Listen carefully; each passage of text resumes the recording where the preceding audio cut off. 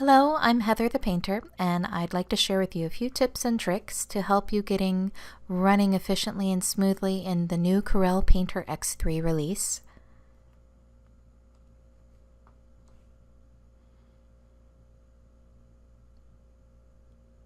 You'll see when we first open up Corel Painter X3, we have this nice little welcome splash screen, and we can do lots of different presets, including making new images, opening current documents, we can set up our workspace, we can even set up our color management, as well as see this nice little revolving gallery by artists, just to get a little bit more inspiration before we head into Painter. So until you close out of this box, you can't move within the program. So at the top right, we're going to close it out. And you'll see that we have all of these palettes. Any of these gray boxes are called palettes. And this is how it looks for the very first time that you open it up. Now, if you ever miss any of these palettes or something closes out accidentally, all of them can be found under Window. You'll see the ones with the check mark means they are already open. The ones without the check mark mean they are closed. So if you ever miss any of them, you can simply go to Window and open up that palette. Now I'm left-handed. I really like everything on the left-hand side of the screen to make it more efficient when I'm painting. So the very basic palettes that I absolutely must have are my Toolbar.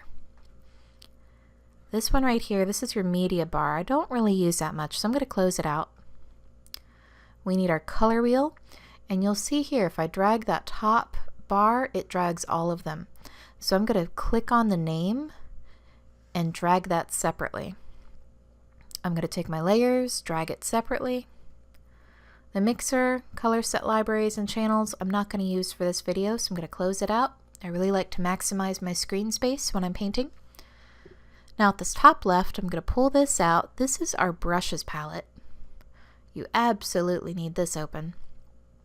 And then the top right here, we have a new brush search palette, and this is wonderful to have, which you'll see in some later videos.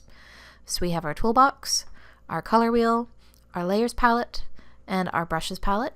And one more, we are going to pull up our Window, clone source. We're going to have this clone source palette, and I'm going to arrange them in a way that's easy for me to read the screen.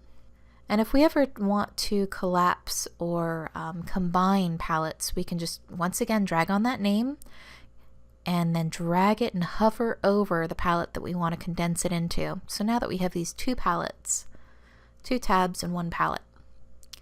Now that I've liked my setup, I'm going to go to Window, Arrange Palettes, Save Layout. And I typically name it either who is the user on the computer or what handed orientation they are. So I'm going to name this Lefty.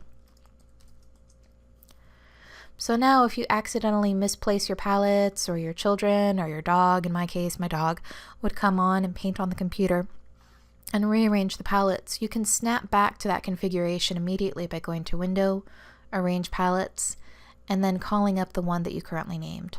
So for me it would be Lefty. So it snaps all of my palettes back just the way I saved them.